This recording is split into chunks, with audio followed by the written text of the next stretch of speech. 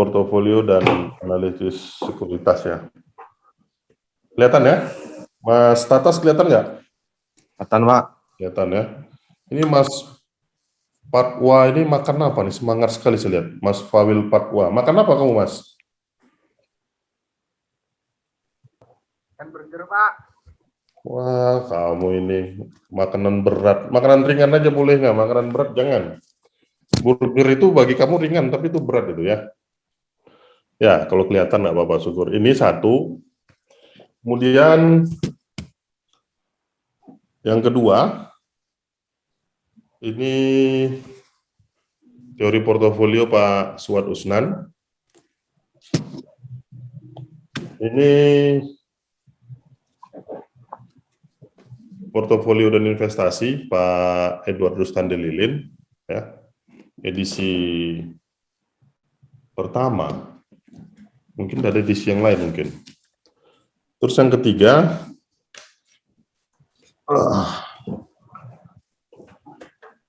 teori portofolio dan analisis investasi sama. Ini Pak Yogi, ya. Jadi intinya sama saja semuanya. Kalau saya sekilas ya saya lihat ya. Belum saya baca satu-satu, tapi sekilas saya lihat intinya sama saja, teori portofolio dan investasi. Jadi ini terkait bagaimana kita memilih investasi sebenarnya, itu saja ya. Makanya portofolio, don't put all your egg in one basket ya, jangan taruh telurmu di dalam satu keranjang ya. Jadi supaya apa? Supaya bisa berbagi risiko. Oke, ini saya pinjam semua dari MEP. Nggak tahu di UAD ada atau enggak, saya nggak tahu karena saya nggak pernah juga ke mana? Ke perpustakaan UAD. Nah, karena kalian juga masih ada di kampung segala macam, saya coba cari buku e-booknya ya. Tapi kalau saya dapat e-booknya, tolong jangan disebarluaskan ya. Jadi tapi biasanya kalau e-book tuh bahasa Inggris ya. Jadi kalau bahasa Inggris ya harus disesuaikan lah. Kalau nggak bisa bahasa Inggris ya belajar. Ya, oke. Saya akan share screen sekarang. Kita masuk ke materi.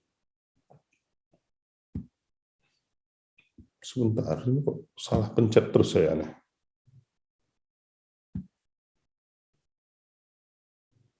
Kalau ada yang bertanya, silakan raise hand ya. Terus kalau enggak, taruh di chat box kalau mau tanya. Ya. Karena kalau saya share screen, saya nggak lihat semua. Hanya 4 orang yang saya lihat. Salah satunya, siapa ini namanya? Nggak tahu namanya, nggak keluar nama sih. Jadi saya nggak tahu namanya. 2 video, 2 gambar. Ya, kemarin sampai di sini, ini proses manajemen investasi sudah ya, kalau nggak salah. Belum? Ya, saya di sini ya. Jadi ini pertemuan pertama kedua ini belum ada angka-angkanya, kalian jadi pendengar yang baik saja. Jadi proses manajemen investasi menetapkan sasaran investasi. Kita harus buat apa yang harus kita lakukan untuk memilih sasarannya ya. Apakah itu berupa saham, apa deposito, apa obligasi dan lain sebagainya. Membuat kebijakan, terus strateginya seperti apa? Apakah jangka pendek, apakah jangka panjang, apakah pada saat kapan kita jual, beli dan lain sebagainya juga. Kemudian pemilihan aset tadi atau aktiva, ya kita pilih ya, apakah nanti ya tadi saham tadi sasarannya perusahaan, kalau sasaran itu perusahaan ya lupa. Kalau asetnya apakah saham atau aset tetap, properti gitu dan lain sebagainya. Kemudian kita mengukur dan mengevaluasi kinerja, tentunya tempat atau aset atau perusahaan yang akan kita investasikan uang kita ya. Jangan sampai nanti malah merugikan kita. Udah banyak-banyak uang keluar, ternyata malah uangnya habis. Oke.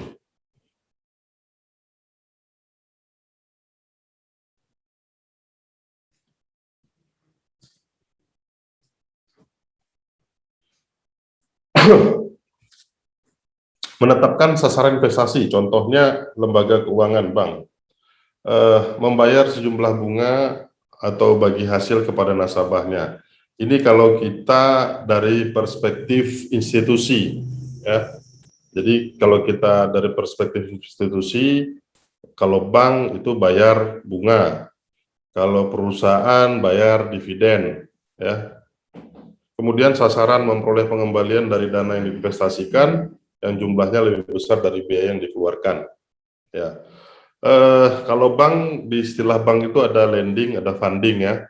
Lending itu apa namanya, menaruh uang ya. Jadi lending itu orang-orang yang pinjam uang ke bank. Sisi sebaliknya itu bagaimana cara dia memperoleh lendingnya, strategi banknya, bagaimana cara mengeluarkan uangnya. Tapi kalau strategi fundingnya, bagaimana mengumpulkan uang. Nah, kalau di bank tuh ada lending, ada funding. Masing-masing punya apa namanya, tingkat kesulitan tersendiri ya. Karena kalau misalnya kita funding, gimana caranya uang orang masuk ke kita, ke bank. Dan sebaliknya, kalau lending, gimana caranya orang biar bisa minjam uang ke kita.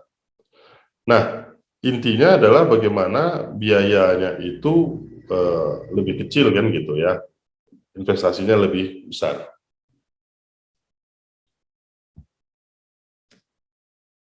Kemudian membuat kebijakan. Investor harus memutuskan bagaimana dana institusi sebaiknya didistribusikan terhadap kelompok-kelompok aktiva utama. Nah, ini yang nantinya ada hitung-hitungan ya harusnya. Bagaimana cara kita memilih kelompok aset kita? Apakah saham, obligasi, real estate ini properti ya? Nah, bagaimana caranya? Ini kebijakan kita. Jadi misalnya sekian persen dari uang atau investasi atau kalau perusahaan dari laba itu akan dilakukan ya, investasi ke saham sekian persen, obligasi sekian persen, real estate sekian persen. Nah, kalau strategi portofolionya menggunakan informasi yang tersedia dan teknik peramalan, ini lebih banyak sebenarnya hitung-hitungan angka. Bagaimana cara kita menentukan suatu saham misalnya gitu ya, kalau kita beli saham, saham perusahaan X gitu, itu lebih bagus dibeli kalau kita punya uang 100 misalnya, itu perusahaan X kita beli Rp50 uang kita, 20 uang ke perusahaan A dan sisanya ke perusahaan C misalnya. Ya. Nah, tapi kita harus menghitung ya, menghitung berapa kira-kira kenaikan dari investasi kita ini. Makanya ada disebut aktif. Kalau pasif ya kita cuma melihat kinerja. Misalnya indeks harga saham gabungan itu kita lihat kan. Kalau misalnya indeks harga saham gabungan itu kan dari sekian ratus perusahaan dan berbagai macam jenis. Kalau kita kecilkan lagi mungkin LQ45 ya yang laris ya. Nah, itu kita lihat saja. Jadi kita benar-benar melihat atau menggantungkan dari informasi yang ada saja. Nah, itu kita kombinasikan. Misalnya indeks indeks itu yang aktif ya. Kita beli yang aktif, yang naik turunnya jelas, sama kita gabungkan ke yang saham tidak aktif, gitu, yang jarang diperdagangkan. Tapi itu banyak variabel-variabel penentunya. Ya, kalau saya pernah ikut kursus, tapi tobat, maksudnya tobat terlalu ribet bagi saya, akhirnya nggak meneruskan kursusnya. kursus pasar modal itu. Karena bagi saya kok terlalu ribet ya, banyak variabel-variabel yang harus diperhatikan. Kalau nggak salah UAD punya ya pojok bursa efek ya, kalau nggak salah. Tapi kalau kemarin saya waktu kuliah di MM itu saya ikut gitu, tapi ternyata memang bukan passionnya di sana, jadi nggak terlalu tertarik. Ya, ini lanjutan strategi di mana portofolio dirancang untuk dapat mencapai kinerja dari beberapa kewajiban yang harus dibayar. Ya, ini lebih banyak informasi-informasi yang kita serap dari berbagai jenis portofolio. Misalnya kalau kita lihat sekarang properti, kalau kita investasikan properti, kita hitung berapa income yang bisa dihasilkan. Properti misalnya hotel gitu, ya. Hotel sekarang ini remuk redam ya, maksudnya pariwisata lah pada umumnya. Kalau di Jogja itu masih agak lumayan, kalau di Bali itu hotel udah banyak dijual. Jadi sebenarnya kalau kita investor sekarang yang kalau punya uang, ini saatnya memang beli-beli nih kan gitu ya, karena udah banyak yang tutup. Kalau ada punya uang, mungkin investasi di Sentro Ambarukmo, karena Sentronya udah tutup. Jadi kita ganti Sentro ya sebagai anchor-nya. Mungkin. Nah, pemilihan aktiva, di mana-mana, ya kalau ini saya bacakan singkat saja, portofolio yang efisien, risiko terbesar untuk risiko tertentu atau tingkat risiko terendah untuk tingkat pengembalian tertentu. Ya, itu sama saja. Maksudnya kalau kita pilih deposito, ya deposito itu low risk, ya low risk. Tapi juga returnnya juga kecil. Deposito sekarang paling berapa persen? 4%, paling besar mungkin ya 6%.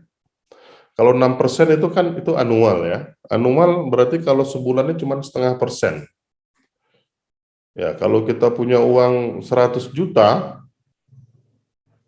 100 juta didepositokan, depositonya bulanan gitu, jadi dapatnya 100 juta, 1% sejuta, 0,5% 500.000. Dikurangin pajak, ya nggak sampai 500.000. Itu kalau kita mau deposito. Jadi kita berharap terhadap uang kita, terhadap investasi kita ini pasti yang menghasilkan yang tinggi gitu ya, return-nya. Tapi itu tadi, pengembaliannya juga return-nya tinggi, tapi risikonya juga kita maunya rendah. Itu udah sifat manusia, nggak bisa begitu. Makanya ada teori portofolio ini, jadi kita kombinasikan risiko terendah untuk pengembalian tertentu. Ya. Atau selain deposito kita saham itu antara sekitar 8-12%. Kemudian ya obligasi ya di atasnya sedikit, di atasnya deposito maksudnya, deposito, obligasi, saham, kemudian ya future. Tapi kalau udah bermain future, saya sarankan untuk tidak usah kalau nggak ada ilmunya. Mengukur dan mengevaluasi kinerja. Melakukan kinerja portofolio dan selanjutnya mengevaluasi kinerja secara relatif. Benchmark. Jadi sama-sama misalnya kita investasi terhadap saham, sama-sama saham bank, tapi satu saham bank BCA, satu misal bank BRI. Ya, kita komparasi kan, kita perbandingkan. Ya, jadi itu kita lihat kinerjanya masing-masing bank itu. Nah, kemudian coba kita gabungkan. Jadi kita bisa melihat bahwa misalnya bank BCA itu misalnya lebih tinggi daripada bank BRI. Tapi kalau kita kombinasikan, maksudnya kita gabung dua-duanya, itu bisa lebih tinggi dibandingkan kalau kita misalnya memilih portofolio ke saham tambang misalnya gitu ya. Jadi itu kita lihat kinerja dia. Dari mana lihatnya? Bisa dari prospektusnya atau mungkin dari laporan keuangannya. Bentar, saya tanya. Saya ngomong prospektus ini ada yang tahu atau enggak? Wahyu Adityo tahu nggak prospektus itu apa? Tahu, Pak. Prospektus itu tahu nggak? Belum tahu, Pak. Baru tahu, Pak. Kok nggak tanya sama saya? Saya ngomong prospektus atau laporan keuangan tahunannya. Nah, nggak tahu, kalian dengar-dengar aja lah ya pokoknya ya. Nggak peduli lah, mau paham, mau tidak. Nah, yang penting sore hari nongkrong bersama Pak Yos, gitu ya. Konita Rosida Afifah, ngerti nggak? Tahu nggak prospektus? Belum, Pak. Belum juga. Rifa Astriviana, tahu? Belum, Pak. Belum tahu. Vira Fernanda, ngerti? Belum tahu, Pak. Aduh, kalian ini dengar-dengar aja lah ya. Jangan-jangan sambil dengar ini main game ini. Ya, prospektus itu kalau perusahaan terbuka itu dia menyusun, membuat prospektus. Di situ berisi kinerja-kinerja perusahaan. Ini Aksan Isnawan ini, Ya saya Pak, tahu kamu prospektus? laporan antar perusahaan Pak untuk menjual saham. Hah? Kayaknya gitu. Laporan perusahaan untuk jual saham. Barusan saya ngomong tadi kan, berarti nggak nyimak. Iya Pak, maaf Pak. Laporan prospektus itu adalah ini saya bilang gitu.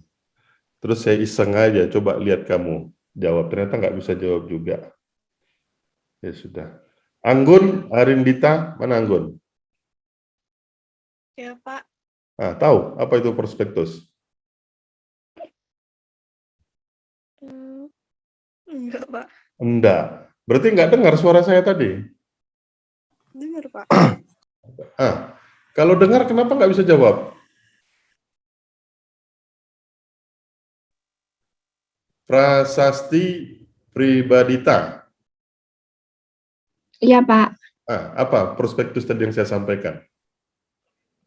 Gabungan antara profil perusahaan atau laporan tahunan Oh, yang berisi yang berisi kurang jelas, Pak, tadi. Mohon maaf, Pak. ya, jadi itu kinerja-kinerja ya. Jadi kinerja-kinerja dari sebuah perusahaan ya, laporan keuangannya secara singkat ada biasanya ya. Terus ya kalau dia mau, biasanya prospektus ini disusun waktu awal dia mau IPO ya. Jadi dia ngasih tahu nih, ini perusahaan saya tuh seperti ini gitu Pak. Ya. Jadi perusahaan saya begini, pasarnya begini, jualannya ini, ya seperti apa ya? Ya menu lah gitu ya. Seperti ya, bukan menu sih, seperti. Ya sudahlah, saya teruskan lagi kalau gitu ngomongnya. Semoga ada yang menyimak. Kalau enggak menyimak, saya sedih banget ini. Karena sore hari Sabtu,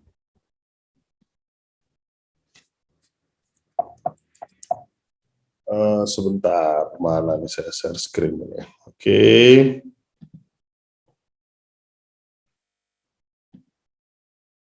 Ya, kemudian benchmark, ya bahasa Indonesia ternyata patok dua, merupakan rata-rata kinerja suatu jenis aktiva ya. Jadi kita lihat benchmarking, perbandingan itu. Nah, ini siapa yang bisa menyebutkan instrumen aktiva investasi yang diketahui dan beri penjelasan singkatnya? Ada yang bisa nggak jawab? Atau yang bisa coba raise hand ya? Raise hand, terus silakan ngomong apa jenis instrumen aset atau aktiva investasi yang diketahui, kemudian beri penjelasan singkat. Jangan di googling dulu ya, kalau udah di googling dalam waktu 1 menit lebih berarti sudah googling, sudah ketahuan dia ada googlingnya apa. Oke. Nah,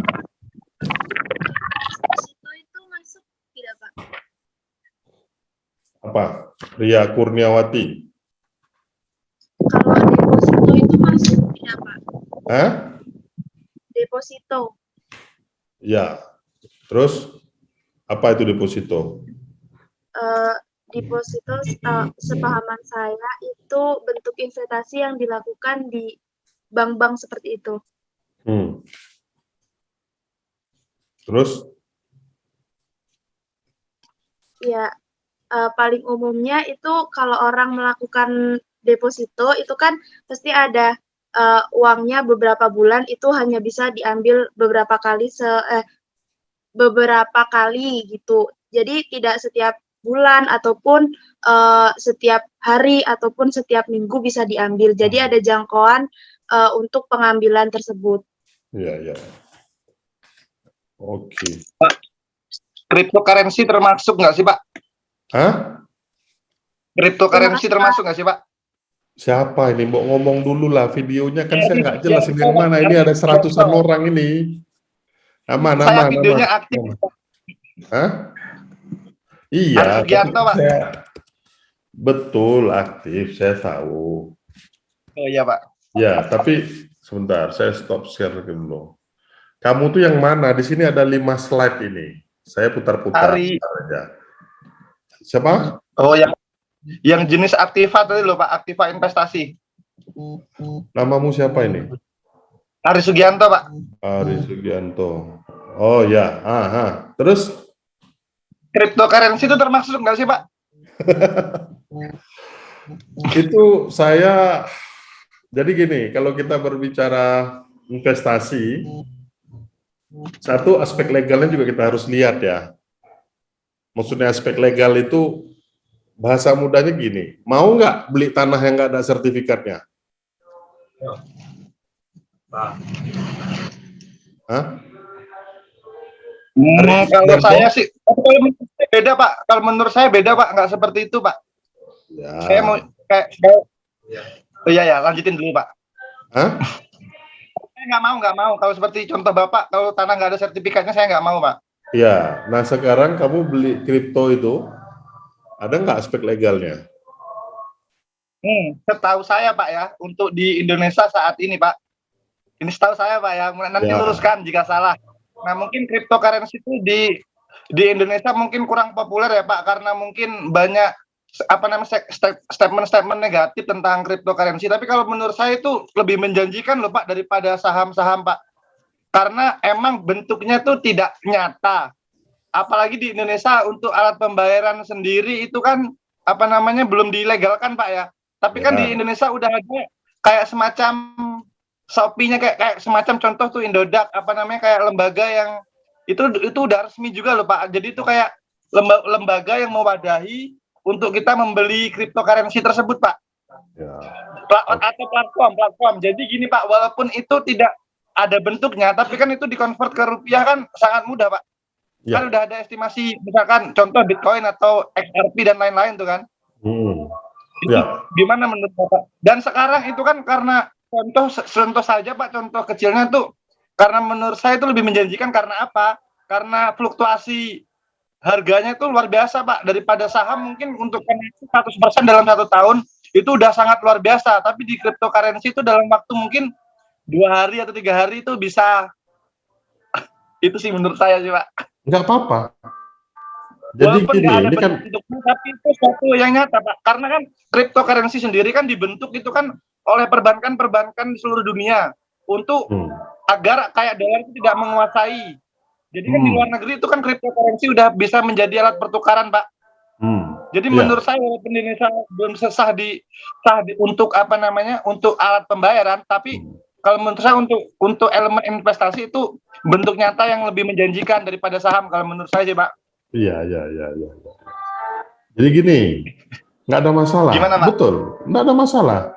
Kita kan kuliah teori portofolio ya. Iya Pak. Nah, pertemuan pertama saya mengatakan, apa disebut dengan portofolio tadi? Don't put all your egg in one basket. Ini kalian dengar nggak suara nyanyi ini? Ya dengar Pak. Dengar Pak. Gitu. Iya, karena musola pas sebelah kantor saya lagi ngidupin lagu ini.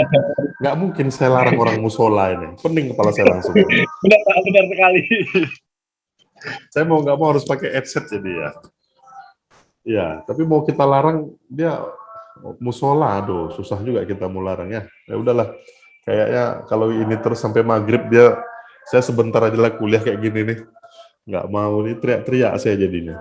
Ya, jadi gini, kalau kamu Ari punya uang, karena saya yakin kamu nggak punya, ya kan? Kalau Iya, Pak. oh iya pasti kelihatan dari wajahmu kelihatan. Jadi jadi kalau kamu punya uang 1 miliar, apakah mau kamu belikan semua ke ya uang nggak jelas itulah, uang koin-koinan itu?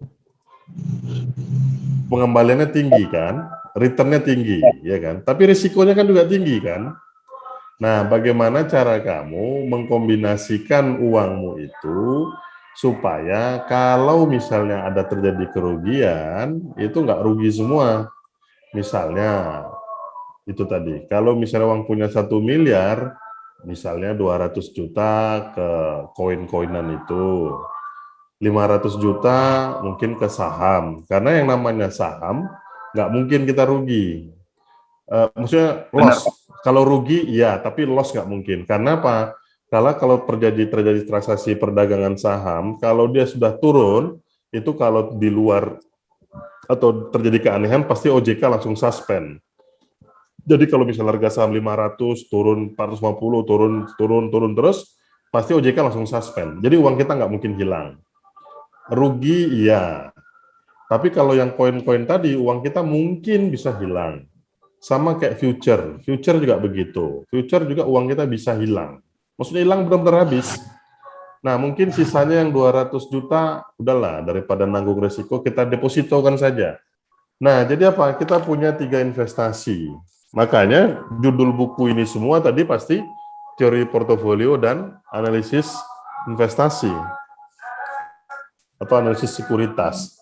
Kenapa? Karena tugas kita itu adalah menghitung bagaimana risikonya rendah dengan tingkat pengembalian tertentu.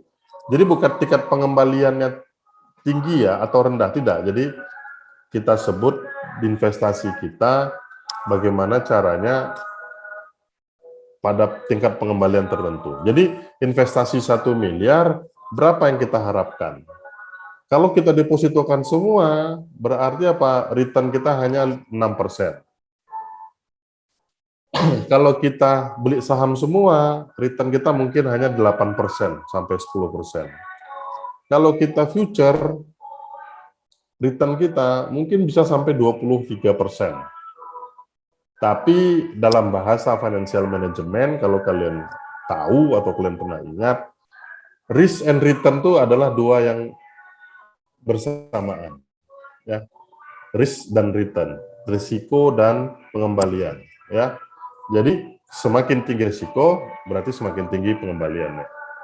Nah, teori portofolio inilah yang mengkombinasikannya semua, gitu loh. Jadi nggak ada masalah. Misalnya tadi kayak saya analogikan beli tanah tanpa sertifikat, murah kan gitu ya. Berarti apa? Low risk atau low return atau high risk, high return. Itu kalau beli tanah tuh high risk tanpa risiko. Beli tanah tanpa sertifikat itu high risk. Kenapa high risk? Nggak ada sertifikatnya. Atau beli motor bodong lah. Tapi returnnya tinggi nggak? Iyalah. Kenapa? Pada saat kita jual pun kita bisa tinggi. Kenapa? Dia murah jualnya pasti. Gitu. Ya. Jadi itu bagaimana kombinasi investasi sebenarnya. Jadi bukan kalau pertanyaannya, Pak, bagaimana investasi koin tadi? Nah, itu kuliahnya yang lain lagi gitu. Tapi kalau kuliah yang ini, saya cuma menganalogikan bagaimana cara kita mengurangi risiko terhadap uang atau investasi kita. Begitu ya, Mas Arya. Mudah-mudahan kamu bisa beli uang itu deh. Tapi terus terang kalau saya nggak tertarik sama sekali. Blast. Ya. Karena segala sesuatu yang nggak jelas itu hasilnya juga nggak jelas kayaknya. Kecuali sudah ada aspek legalnya ya. Kalau ada aspek legalnya oke, mungkin saya tertarik. Wong saham aja yang jelas-jelas legalnya jelas, saya nggak pandai saya itu. Maksudnya nggak pandai itu apa ya? Dibilang angan-angan juga enggak, karena ada hitung-hitungannya. Tapi ya daripada tidur enggak nyenyak kan, lagi tidur uang Benar, bisa, lagi tidur uang bisa bertambah. Tapi lagi tidur juga uang bisa berkurang gitu loh. Aduh, nggak jelas ini. Jadi mending nggak usah lah kalau saya. Ya, gitu ya. Ada lagi yang mau ditanyakan?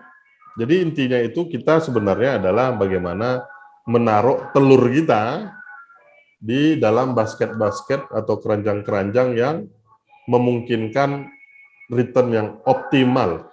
Saya mengatakan yang optimal, karena ada perbedaan bahasa antara optimal dengan maksimal.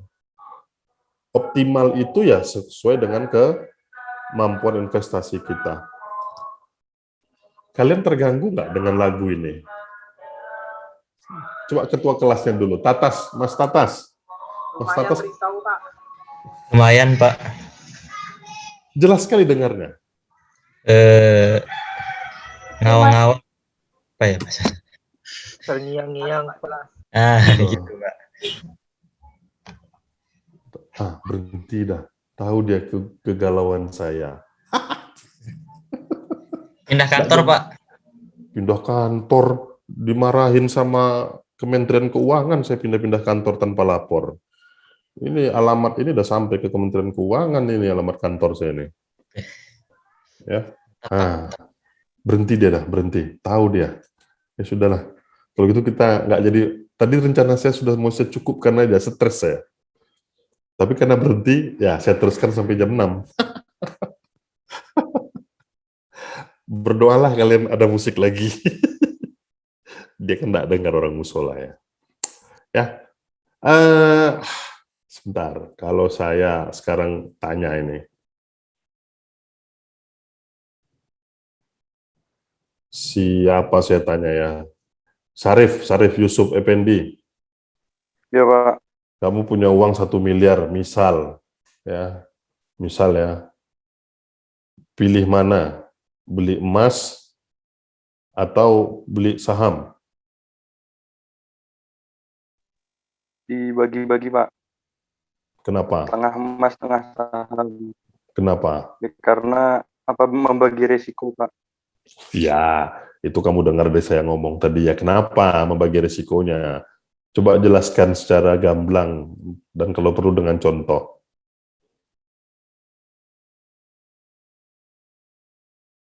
Bisa enggak? Jangan lama-lama, kasihan Jadi kalau kawan-kawannya ini. misalkan ke saham, ya Pak, jadi kalau rugi itu nggak rugi semuanya, Pak. Misalkan kalau ditaruh ke saham. Ya. Berikan dengan contoh-contoh konkretnya, saya bilang. Bisa nggak?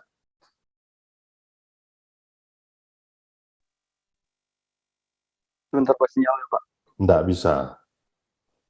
Oke, saya coba ke belakang ini. Ke belakang ini layarnya semakin ke belakang itu pasti nggak dihidupkan videonya. Ini Izal Azizi ini siapa nih? Halo Izal. Namamu Izal beneran? Izal. Nggak ada ya? Tadi ada namanya Izal Azizi. Kok hilang? Mas siapa nih? Kelas berapa dia nih? Ada yang tahu nggak? Coba jawab. Mas kelas E. Jadi kelas E, Pak. Namanya memang Izal Azizi. Iya, Pak. Kok Iya, nggak- Pak. kok tiba-tiba hilang di daftar absen ini, daftar partisipan ini? Tolong namanya gunakan yang real ya, maksudnya tolong di rename sesuai nama di absen ya. Saya kan nggak hafal muka kalian, terus juga kalau di layar ini juga mukanya cuman apalagi cuman foto gitu ya, nggak kelihatan ini. NRM Rinda ganti namanya. Namamu siapa? Halo. Ya, Pak. Namamu siapa NRM ini? Nurmarinda, Pak. Oh alah. Bok ditulis nggak bisa ganti namanya? Nanti saya ganti, Pak. Kok nanti itu loh? Sekarang saya tunggu ini. Kenapa Iya. videomu nggak diaktifkan?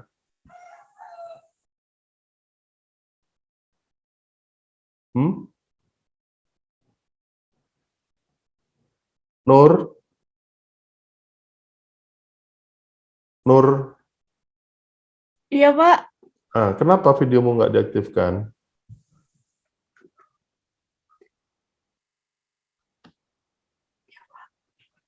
Hah?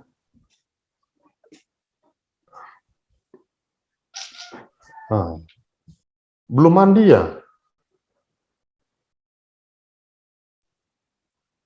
Hah? Sore belum, Pak.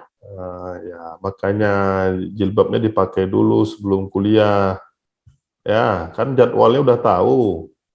Jam 15.15 itu pakai jilbabnya, kuliah dulu ya. Iya, Ya. Pak. Maksudnya gini, saya saja hari Sabtu sore saya berpakaian rapi begini pakai batik gitu ya. Walaupun sebenarnya saya pengen di rumah saja, tapi karena kebetulan ada yang harus dilakukan, saya ke kantor. Tapi saya tetap pakai batik gitu ya. Apa namanya? Ya jangan tanya mandi sore karena saya dari pagi di kantor dari jam 8. Ya, jadi pasti belum mandi saya. Maksudnya kita saling menghargai lah ya. Karena apapun alasannya, kita kan lebih senang kalau dihargai. Dan saya udah jelas-jelas dari awal, tolong video kalian tuh tolong diaktifkan. Kecuali memang ada kendala. Saya kan juga nggak melarang. Ya kalau ada kendala, tulis saja di chat. Saya minta tulis ya, jangan diam. Tulis di chat, Pak mohon maaf sinyal saya jelek, jadi video saya tidak bisa. Nah itu apa? Itu adalah semacam statement kalian, kalau kalian berbohong ya terserah gitu loh. Ya. Tapi kalau sinyalnya bagus kan nggak ada salahnya kita ketemu toh sekali seminggu gitu ya. Ya kuliah, ya apa namanya ya. Nggak ada masalah sih. Tapi kalau memang keberatan untuk sharing apa namanya? Sharing wajahnya, ya mungkin sebaiknya perlu dipikirkan lagi, diusulkan ke kampus. Pak, Bu, Pak Dekan, Bu Dekan. Dekannya Bapak atau Ibu, saya nggak tahu. Ini kita kuliahnya offline dong, bosan nih, kuliah online terus, gitu ya. Tapi nggak ada masalah. Ya, gitu ya. Jadi maksud saya itu bukan apa-apa. Saya tuh pengen tahu kalian saja, supaya saya nggak seperti ngomong sama tembok. Kalian gimana rasanya ngomong 1,5 jam, 2 jam gitu sama layar laptop gitu loh. Itu lebih capek daripada ngomong di hadapan orang gitu ya. Jadi makanya saya minta kalian tolong aktifkan videonya supaya saya merasa saya ini didengar ya. Walaupun faktanya kalian dengerin yang lain sama-sama pakai headset gini ya, tapi yang didengarin YouTube gitu, nggak apa-apa. Saya lebih merasa didengar saja gitu kan. Walaupun sebenarnya ya yang didengar YouTube gitu. Itu aja sih. Ya, tolong dipahami lah. Oke ya. Begitu ya. Jelas ya. Oke, saya teruskan. Sebentar.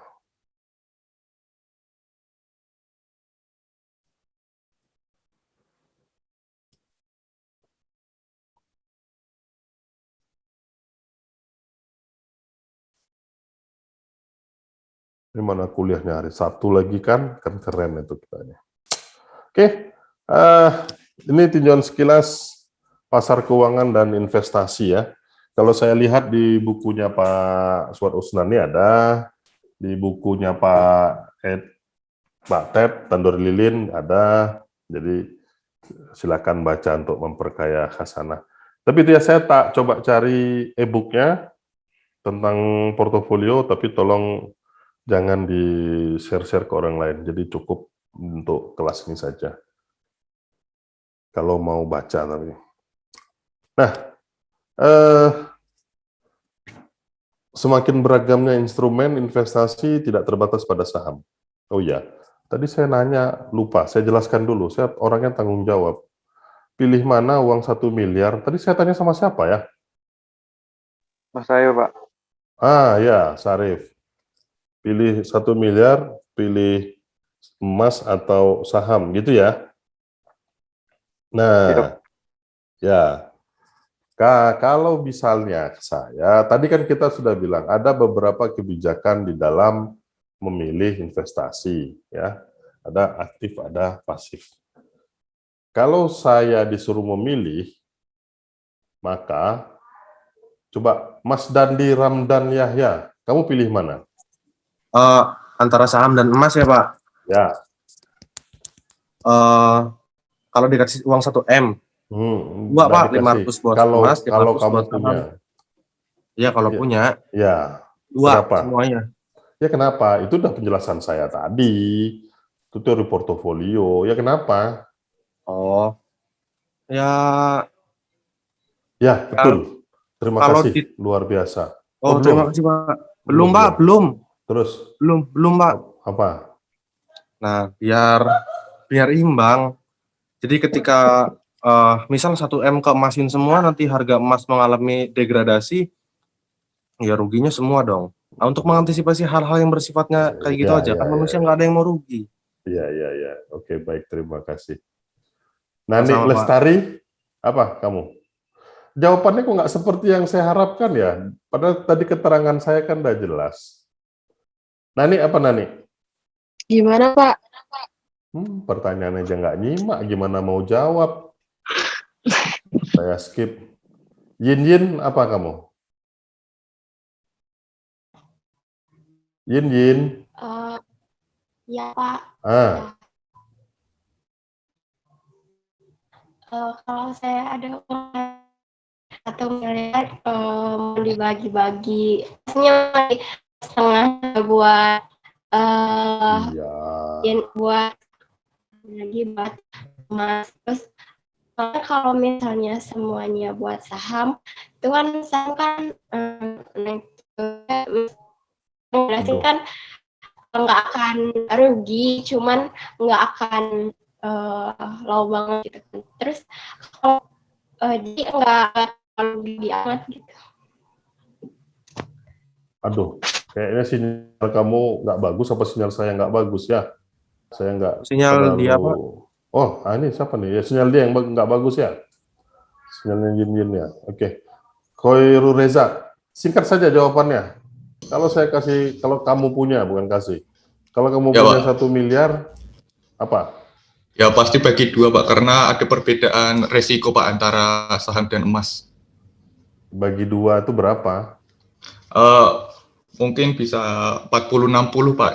60 di emas. Itu yang saya 40 di harapkan saham. jawabannya. Kenapa? Pertanyaan selanjutnya. Ya karena ada tadi, Pak, perbedaan resiko. Misal emas itu lebih rendah daripada saham, Pak, resikonya. Jadi kalau misal saham mengalami kerugian, ya yang emas kan lebih ini, Pak. Kamu kenapa videomu nggak hidup? Oh iya, lupa, Pak. Lagi di kamar mandi jangan-jangan? Enggak. Pak. Oh, no. Ya bukan gitu. Jawab sebenarnya nggak perlu. Maksudnya dari pemaparan saya itu bisa dijawab. Ya, kita kan memilih mana. Tadi saya udah kasih contoh kan. 200 juta untuk koin-koinan, 500 juta untuk saham, dan sisanya deposito. Kenapa? Karena kita coba mengkombinasikan antara risk dan return-nya. Ya. Jadi mungkin itu tadi saya ngomongnya tadi. Sebenarnya kalau saya tanya emas dan saham, lebih berisiko mana? Saham kan? Pak. Pasti saham. Ya, dibanding emas. Tapi return-nya tinggi mana? Saham juga harusnya ya. Nggak usah pun sekali salah pun jawabnya nggak apa-apa. Karena konsep teori portofolio itu dari pertemuan pertama saya sudah ngomong. High risk, high return. Walaupun tidak di semua jenis investasi seperti itu. Tapi pada umumnya pasti investasi itu high risk, high return. Nah, tadi kalau saya bilang, kalau ada punya 1 miliar gimana? Dari tadi jawabannya cuma 50, 50, 50, 500, 500, 500. Berarti kalian belum mengamalkan informasi atau teori portofolionya. Nah, tapi si yang terakhir ini siapa sih namamu tadi ya? Siapa namamu tadi? Koiru Reza, Pak. Aduh, namamu susah sekali ya. Pemberian orang tua, Pak. Iya, nggak mungkin kamu lahir terus punya nama gitu, kasih nama sendiri, nggak mungkin ya. Kamu orang mana kamu? Gunung Kidul, Pak. Oh, pantas. Gunung Kidul tuh namanya susah-susah. Saya punya teman 2 orang namanya susah-susah. Ya, jadi 40-60 kenapa? Nah, karena memang saham, ya kalau kamu bilang lebih tinggi resikonya saham, tapi kamu malah investasi banyak di saham. Nggak apa-apa, salah nggak masalah. Tapi maksud saya, kita berarti sudah mulai bisa mempertimbangkan kombinasi dari antara risk dan return-nya. Ya, itu jawabannya. Bukan harus 50-50 ya. Kalau 50-50 mah sama aja. Oke,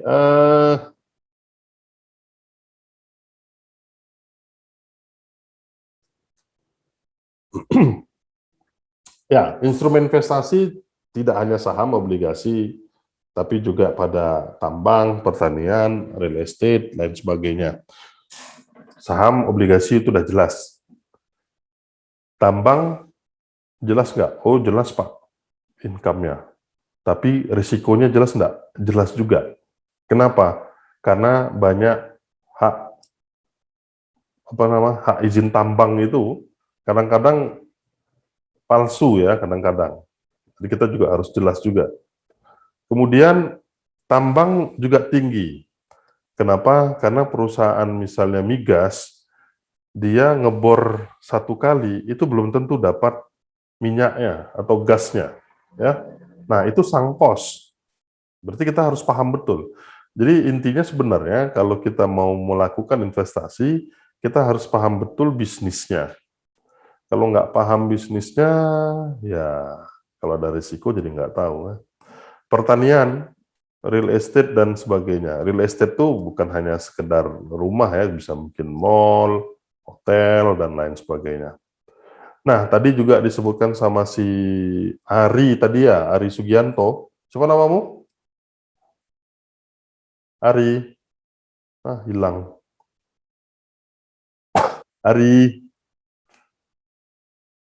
Masih ada nggak dia nih? Tak, Arinya tadi ada nggak? Hilang ya? Ketua kelas. Kalau saya tanya, mungkin ketua kelas bisa respon duluan ya. Ari Sugianto. Masih ada ini Pak, tapi Masih ada, Pak. Walah.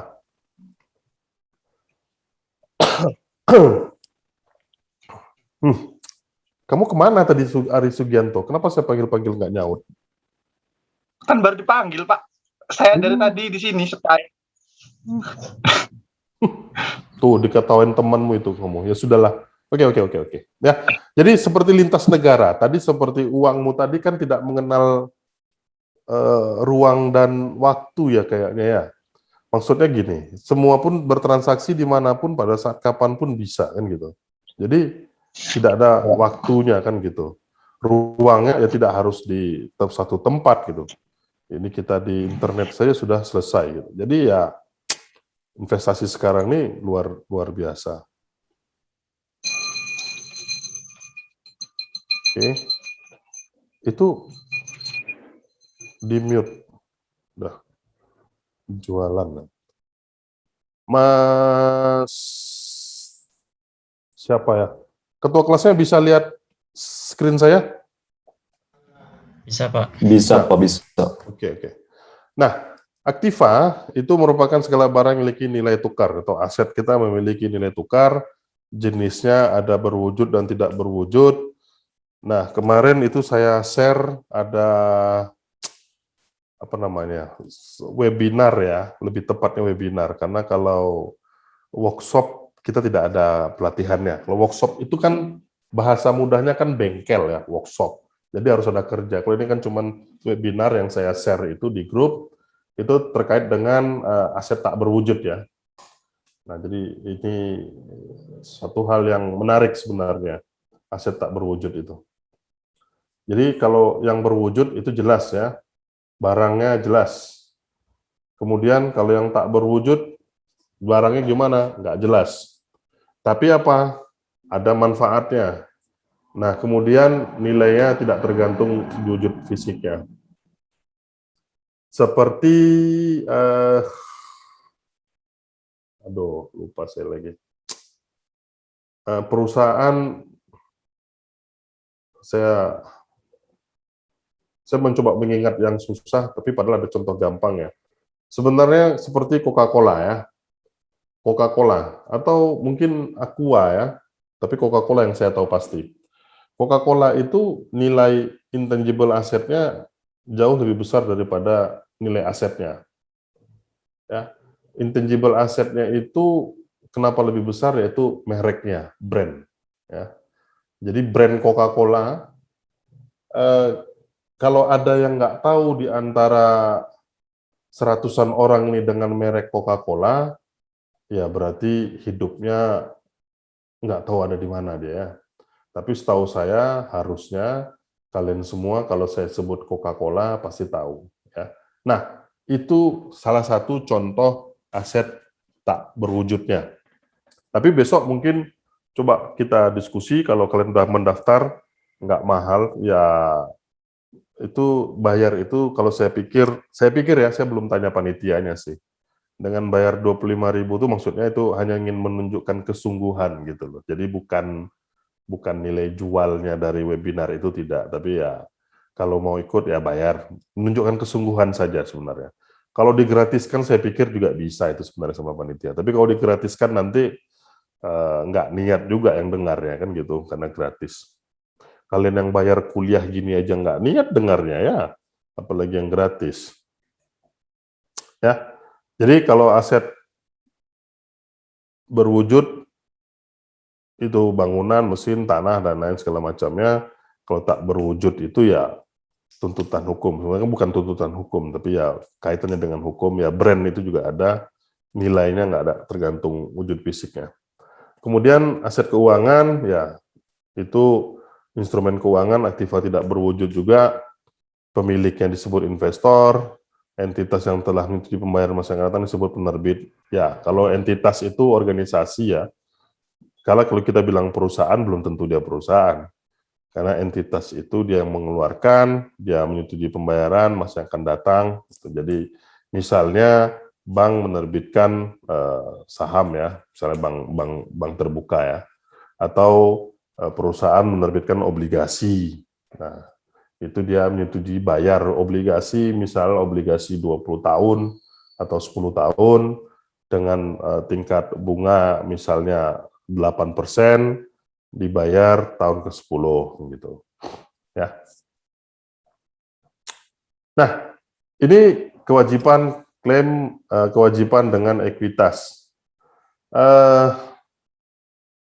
Kalau memahami laporan keuangan, saya pikir kalian tidak sulit untuk membedakan mana yang kewajiban, mana yang ekuitas, karena di sisi kanan neraca itu ada dua komponen utama, yaitu kewajiban, yang kedua ekuitas.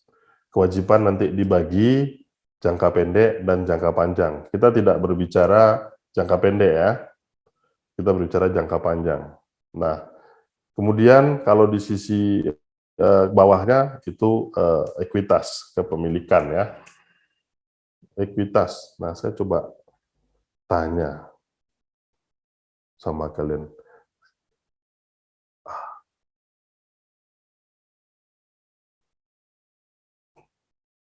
Izam Superyadi.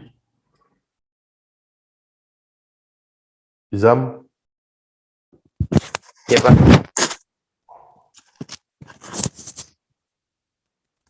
Kenapa videomu nggak hidup?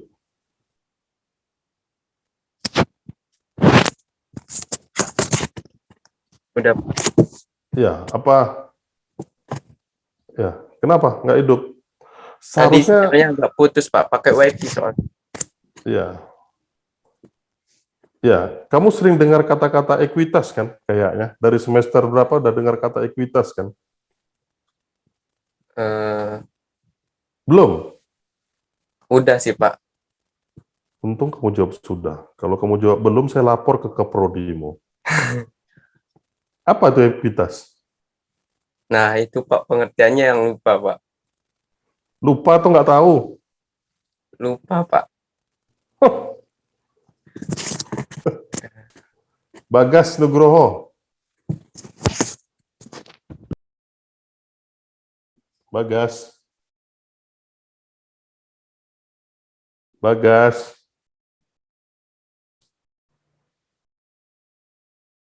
Oh, Bagas. Mas, siapa ketua kelas? Mas Tatas dengar suara saya enggak? Dengar, Pak. Bagas. Bagas.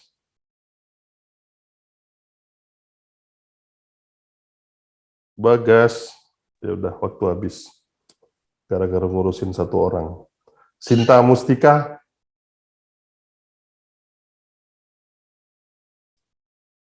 Sinta. Sinta. Enggak, waktu habis. Ya sudahlah. Aksan, coba Aksan.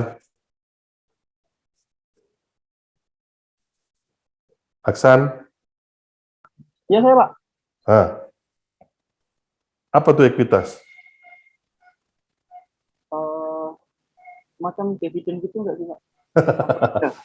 Ya udah, nggak apa-apa. Minimal kamu berani ngomong walaupun salah. Iya Pak. Maaf, Pak. Ya, nggak masalah.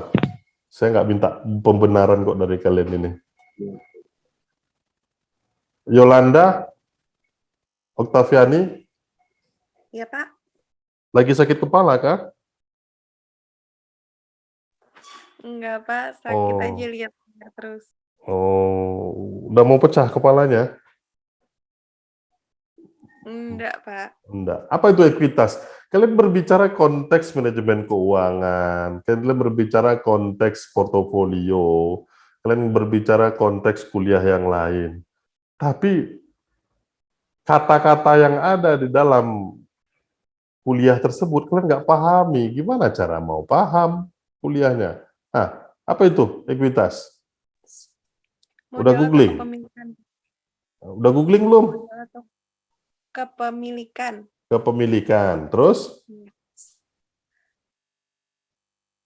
Modal atau kepemilikan dari suatu perusahaan itu. Oh ya. Ya, jadi kalau kalian googling, ini saya googling sebentar. Ini adalah hak pemilik terhadap aset perusahaan ya. Setelah dikurangin kewajiban tentunya, ya. Jadi bahasa mudahnya gini. Aduh, saya gimana cara nulisnya ya? Bentar aja deh. Kalian berangan-angan dulu lah ya, lihat tangan saya. Bisa ya? Bisa ya? Ini kan aktiva, ini pasiva ya. Aset, ini kewajiban dan ekuitas. Ada yang bilang kewajiban dan modal. Tapi banyak yang menulisnya itu adalah ekuitas, bukan modal. Ya. Aset sebelah sisi kiri itu adalah penggunaan sumber-sumber dana. Pasiva atau kewajiban dan ekuitas itu adalah sumber-sumber dana. Ya. Harusnya saya ikut online satu lagi nih, sebentar. Bentar ya. Sabar ya. Orang sabar bisa yang siapa ya, terserah lah siapa yang nyayang. Mungkin bisa yang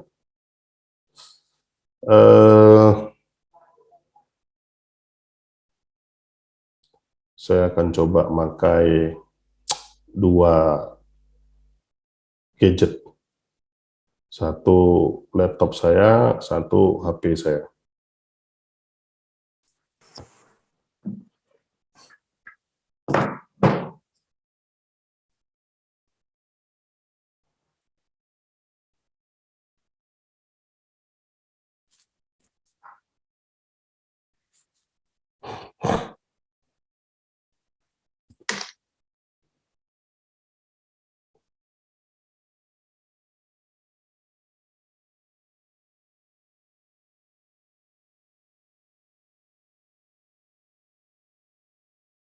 Kok lama sekali nih?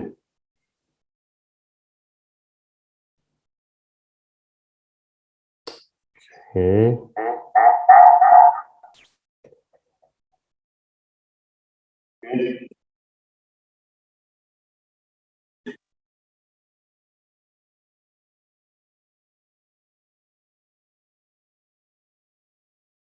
Ini, aduh.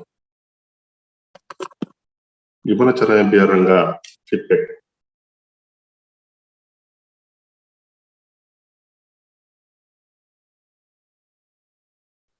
Ada yang tahu nggak? Agak jauhan itu Pak. Antara device-nya itu agak jauhan.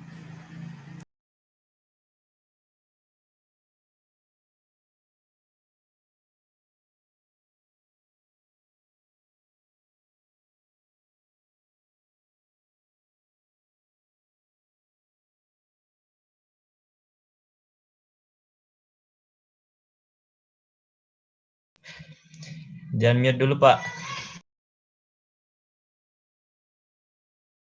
Iya, yeah. Oke, nanti aja saya pelajari. Saya tuh sebenarnya punya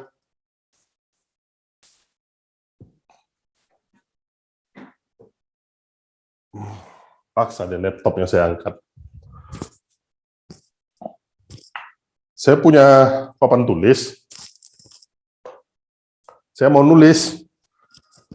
Maksud saya pakai HP saja. Tapi ternyata nggak bisa ya.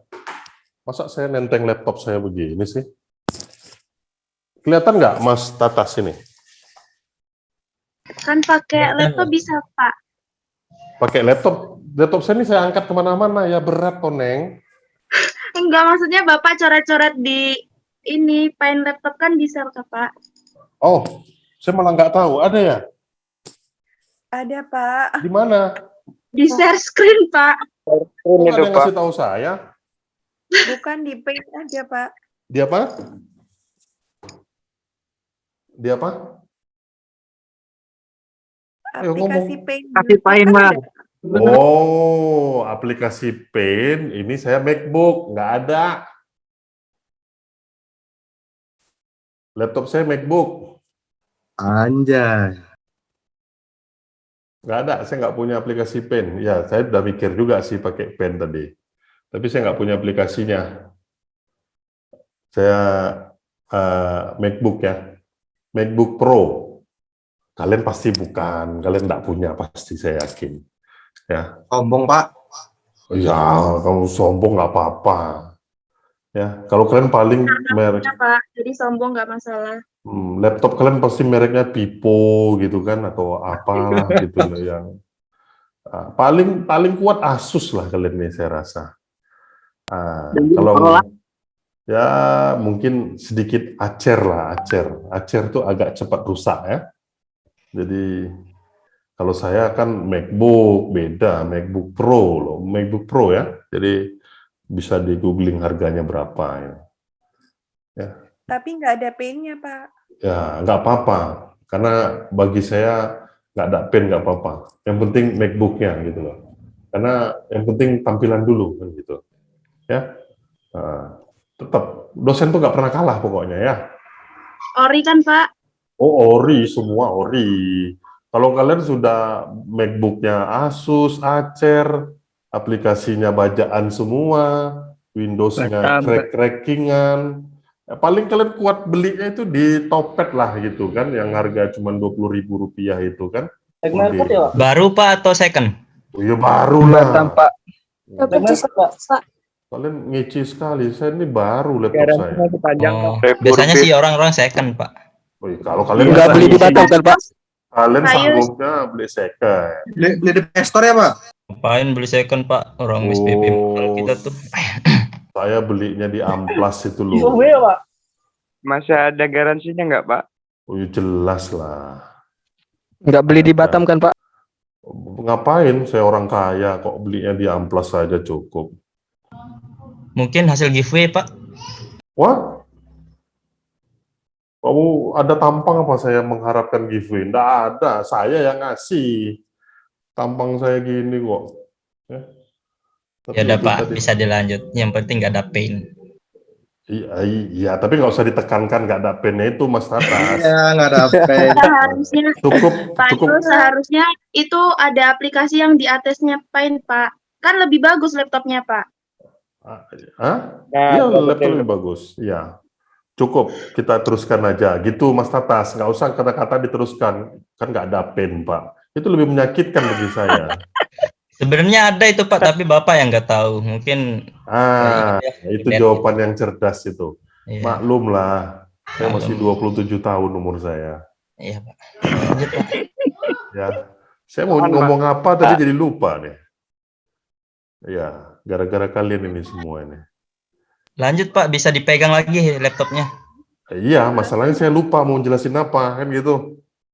Ekuitas, Pak. Ekuitas. Ya. Pak.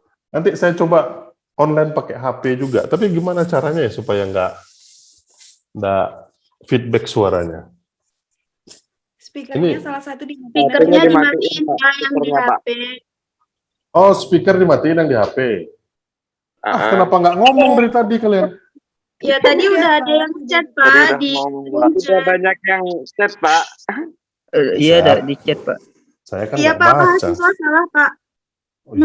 Jelas lah. Rule number 1, dosen selalu benar. Ya. Siapa? Rule number 2, dosen tidak pernah salah. Ampun, Pak, ampun. Rule Yang number ketiga baru kesat. 3, kalau dosen salah, balik ke rule number 1. Iya, itu udah pasti itu. Itu nggak usah diragukan lagi. Ya. Iya Pak. Ini kalian kan bermalam minggu dengan saya. Oke. Ini feedback nggak? Enggak Pak, enggak. Enggak ya? Ya. Nah, ini kadang-kadang cerdas juga nih. Sebentar. Saya saking nggak pernahnya online pakai HP, saya sendiri nggak tahu tombol kameranya di mana. Video, Bapak suka Pak. mancing. Video itu, Pak. Iya, apa? Start video dulu, Pak. Nah, kayak gini kan saya kelihatan nih ganteng saya.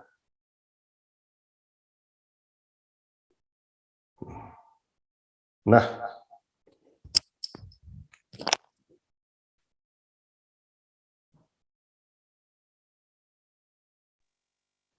Yang namanya apa, Pak? Biar kami bisa pin.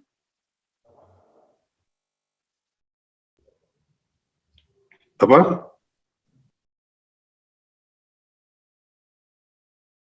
Iya, Sendra bukan? Iya, iya. Bisa lihat gini ya? Hah? Bisa Pak, kelihatan. Bisa, Pak.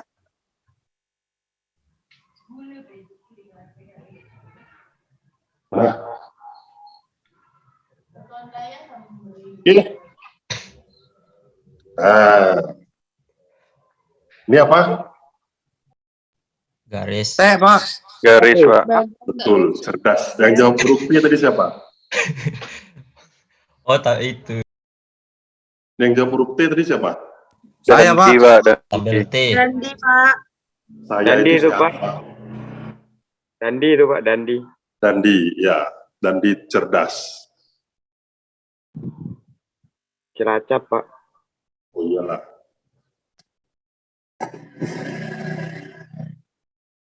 Aset lancar, tetap, kewajiban jangka pendek, kewajiban jangka panjang, ekuitas. Saya cuma berbicara ini saja sebenarnya. Kalian kalau orang finance itu harus paham laporan keuangan ini. Ini namanya huruf T kalau tidak ada ini. Kok masih feedback? Ya. Oh, speakernya lupa saya matikan.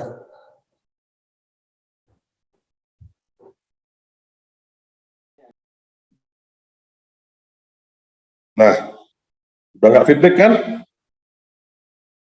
Sudah tidak, Pak. Iya, kalian kadang-kadang cerdas kalian ini. Nah, kalau kita berbicara tadi antara ekuitas dan kewajiban jangka panjang itu di sini. Ya, ini adalah sumber dana. Ini adalah penggunaan dana. Ya. Jadi antara sumber dana dan penggunaan dana. Sumber itu pasti cuma dua. Kalau tidak modal sendiri atau pinjaman. Ya.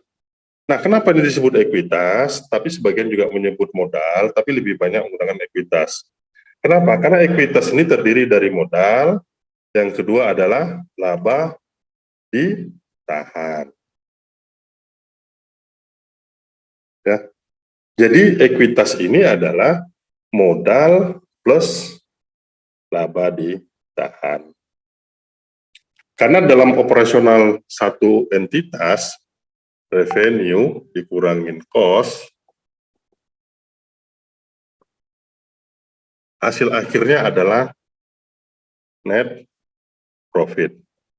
Ya. Nah, net profit ini kalau ke neraca, masuknya kemana? Masuknya ke sini, laba ditahan. Kalau dia tidak dibagi. Kalau dia dibagi, ini namanya, tadi ada yang menjawab, dividen. Kalau dia menjadi dividen, nanti ada namanya teori dividen nanti. Ya. Jadi paham kenapa disebut ekuitas? Ada yang belum paham lagi? Jangan bikin malu lah, orang ngomong ekuitas, iya, tapi apa ekuitas nggak tahu. Nah, ekuitas itu juga sama dengan aset dikurangi kewajiban. Ya, jadi total aset dikurangi total kewajiban itu sama dengan ekuitas. Tapi ekuitas ini pada umumnya terdiri dari modal sendiri plus laba ditahan. Jelas? Jelas, Pak. Jangan bikin malu lagi ya. Lanjut, Pak. Ya, ini udah lanjut, ini udah kuliah, ini apa yang mau dilanjutkan? Gimana nih kalian ini? Ya, saya tak balik lagi ke laptop. Terima kasih Pak Yus yang sempat jalan-jalan. Terima kasih Pak penjelasan untuk hari ini. Terima kasih Pak. Assalamualaikum. Terima kasih Pak. Sama-sama. Terima kasih Pak. Main terima kasih aja mau. Gimana caranya lagi nih? Kan terima kasih Bapak sudah menjelaskan di papan tulis, Pak. Oh iyalah. Ya Pak, berjasa Pak. Bentar, saya send out dulu. Yang dari sini. Dah. Oke. Ya, jadi tadi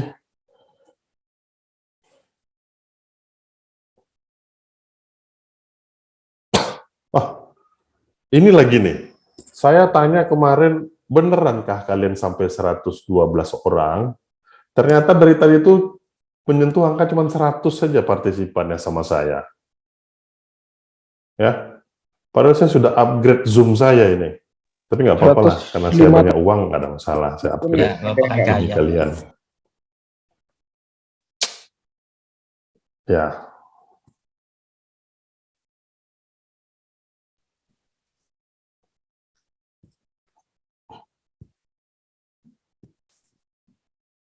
Oke. Ya, jadi fixed amount, kenapa dibilang fixed amount? Karena jumlahnya fix, tetap.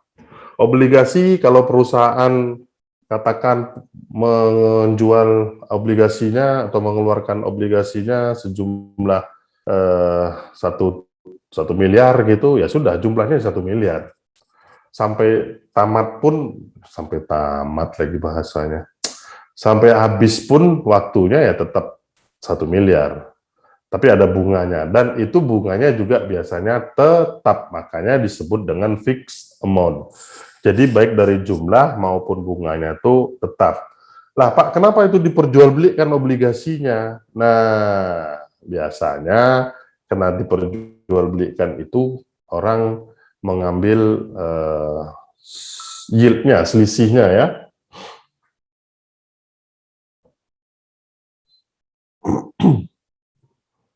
Ya, ini ya oke ya. Jadi jumlahnya maupun return-nya itu udah fix dia. Nah, kalau varying atau residual amount itu variasi saham biasa. Saham biasa tuh hari ini dibeli Rp100 per lembar saham, besok bisa 90, besok bisa 120, bisa besok 80 gitu ya. Nah, jadi capital gain-nya yang diambil di sini ya. Karena kalau kayak obligasi nggak mungkin, karena obligasi jumlahnya udah tetap. Karena kalau dijual 1 juta ya sudah 1 juta. Ya. Jadi beda dengan saham. Kalau saham dia variasi. Nah, kita berbicara pasar keuangan. Kalau kita berbicara pasar keuangan, jangan bayangkan pasar Beringharjo ya, karena kalian ini paling taunya pasar Beringharjo lah, gitu ya. Jadi suatu tempat yang menyediakan mekanisme penciptaan dan pertukaran, ya ini silahkan baca sendiri saja. Jadi money market itu karena dia sifatnya liquid ya, liquid maksudnya liquid itu cair, dia jangka pendek biasanya. Bukan tidak ada jangka panjang, tapi pada umumnya ini untuk jangka pendek, jatuh temponya kurang dari 1 tahun. Nah, kalau pasar modal, kalau di Indonesia pasar modal itu ada di Bursa Efek Indonesia. Ya, kalau websitenya JXX kalau nggak JX apa ya, JXI, ya Jakarta Capital Index. Ya, jadi Bursa Efek Jakarta itu pasarnya. Kemudian ya kalau pasar keuangan untuk instrumen keuangan dengan jatuh tempo lebih panjang ya. Kemudian kalau penerbitan pasar primer, pasar bagi aset keuangan yang diterbitkan pertama kali. Nah, yang di bursa itu lebih banyak, itu pasar sekunder ya. Kalau pasar primer ini kita pertama kali terbitkan pada saat IPO. Bentar.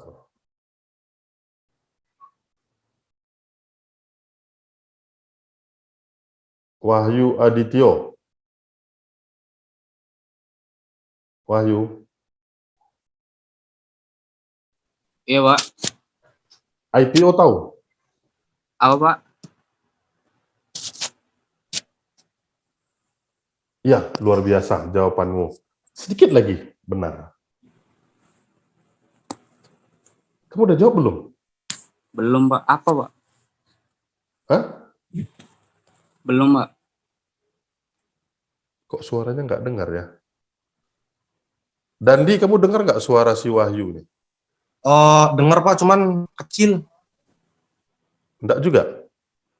Dengar Pak, cuman kecil. Dengar ya? Oke. Wahyu Adityo? Iya, Pak. IPO tahu? Apa, Pak? IPO. IPO. IPO.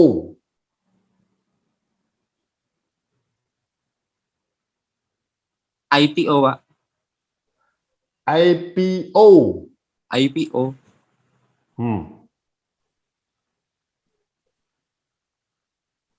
Tahu? Enggak? Belum tahu, Pak. Kepanjangannya pun enggak tahu? Belum, Pak. Oke. Kamu jujur sekali kamu nih. Sahdan? Apa Sahdan? IPO, initial public offering. Itu apa? Itu kepanjangannya? Maksudnya apa? Maksudnya penawaran saham untuk pertama kali apa ya?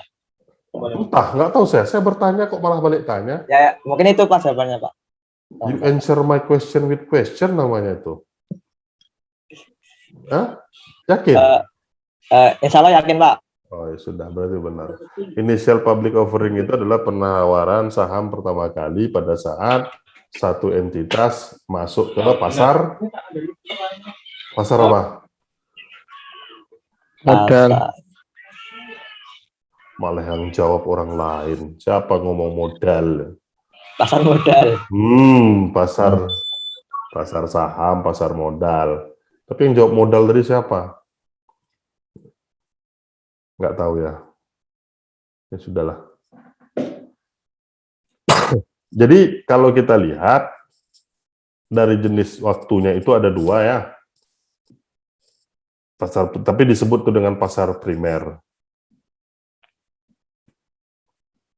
Ya, IPO ya. Kemudian pasar sekunder ya. Nah, tapi yang biasanya kita lakukan itu biasanya pasar sekunder. Kalian kuliah apa namanya ya? Sebentar. Semester lalu tuh kalau terkait manajemen keuangan apa kuliahnya? Ketua kelas siapa? Mas Tatas kah? Mas Tatas saja yang gampang saya ingat nama. Yang satu lagi ketua kelasnya kelas D itu apa, siapa nama ketua kelasnya? Saya, Pak, Jufri. Ya, siapa? Jufri. Mas Jufri. Belajar manajemen keuangan semester yang lalu apa saja?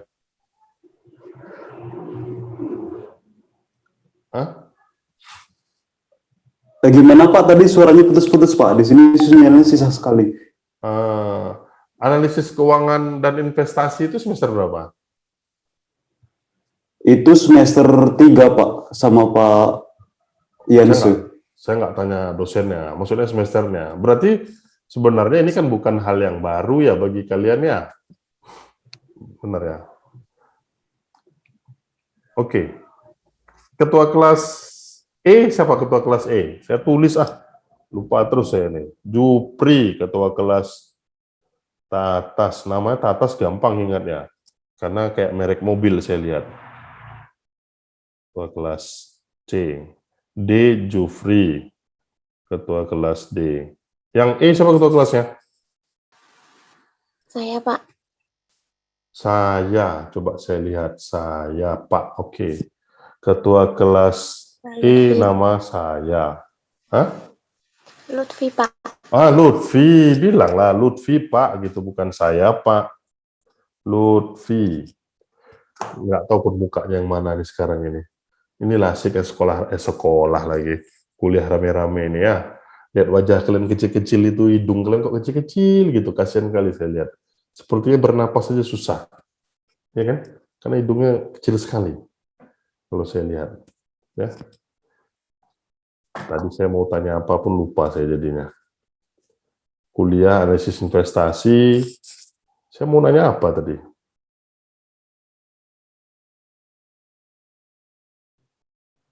Kira-kira ada yang tahu nggak saya mau nanya apa? Yang dipelajari di manajemen keuangan, Pak. Iya. Keuangan. Ada nggak belajar IPO? Kan di situ kan ya penjelasannya kalau nggak salah ya. Maksudnya penawaran saham perdana ke siapa gitu. Makanya tadi kan saya nyampaikan kalau kita ini termasuk kalian ya kalau punya uang. Tapi rasa-rasanya kayaknya nggak punya uang sekarang. Itu kalau beli saham itu kan di pasar sekunder atau di pasar bursa itu sekarang. Nah, kalau perusahaan yang pertama kali itu biasanya yang beli itu ada namanya penjamin efek ya. Tahu, pernah dengar kan penjamin efek kan? Nggak tahu ya? Ya nggak apa-apa lah. Pernah? Siapa yang jawab pernah tadi?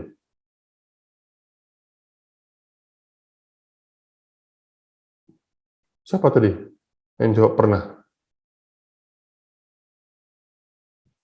Hilang suaranya dah. Ya, adalah.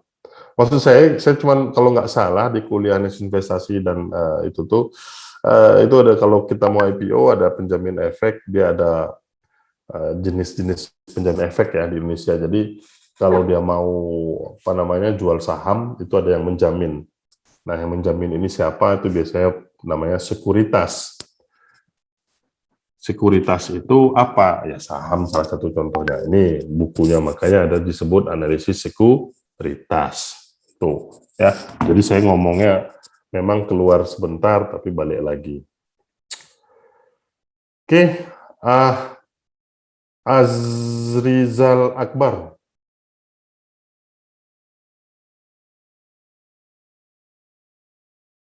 Udah capek? Udah capek, Mas?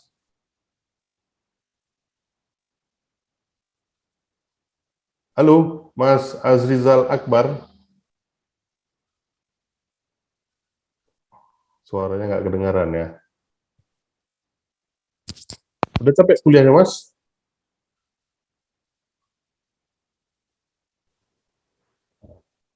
Nggak, kalau udah capek nggak apa-apa. Di live aja ya. Udah santai sepertinya saya lihat tadi. Oke, ya.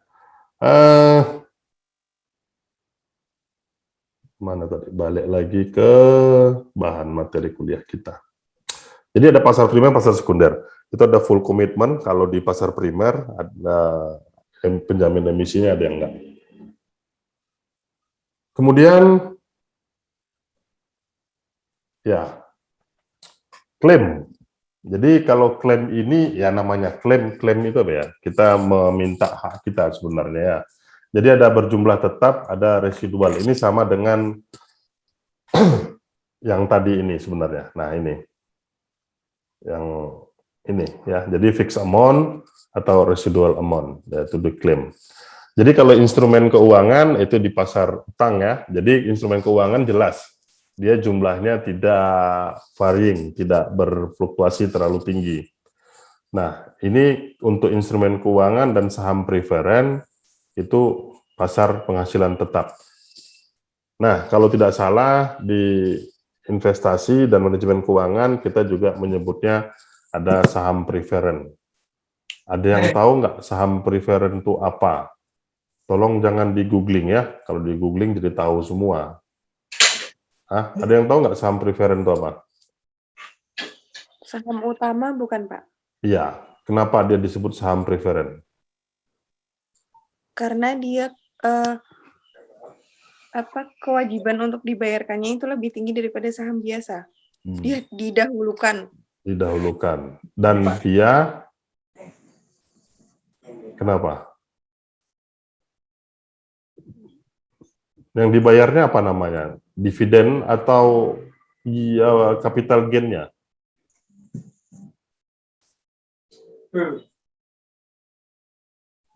Dividen. Capital gain, Pak. Dividen, bukan capital gain. Capital gain itu saham biasa dia. Dia beli 1.000, jual 1.500, itu capital gain yang 500 yield. Kalau saham preferen tidak. Jumlahnya relatif sama. Jadi mirip dengan obligasi. Makanya, sebentar. Makanya dia masuk ke saham preferen itu.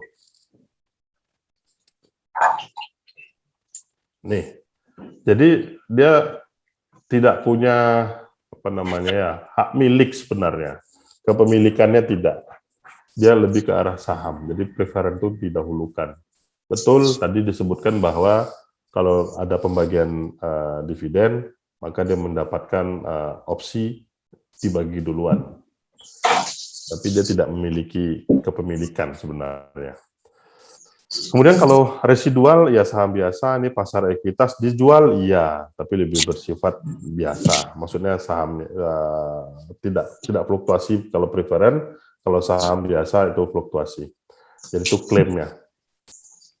Ya. Nah, fungsi pasar keuangan. Jadi di sini kita ada pasar modal, ada pasar keuangan. Pasar aset yang diperdagangkan melalui interaksi antara pembeli penjual, likuiditas menjadi kas, informasi ya. Ini silakan baca sendiri saja nanti di bukunya kalau punya. Kalau enggak punya ya apa boleh buat, kasihan ya. Nah, ini regulasi dan lain sebagainya di peserta pasar, kemajuan teknologi, peningkatan institusional pasar keuangan. Ya, ini faktor-faktor globalisasi pasar keuangan. Nah, pasar modal itu dikelompokkan domestik asing. Seperti kita beli saham di Hang Seng itu boleh nggak? Boleh ya? Boleh nggak? Ada yang bisa jawab nggak nih? Atau di New York Stock Exchange, NYSE, New York Stock Exchange, boleh nggak beli pasar saham di sana? Ada yang bisa, kalau ditanya gini nggak ada yang berani nunjuk tangan ya? Kalau saya tanya nanti pada bingung semua ya.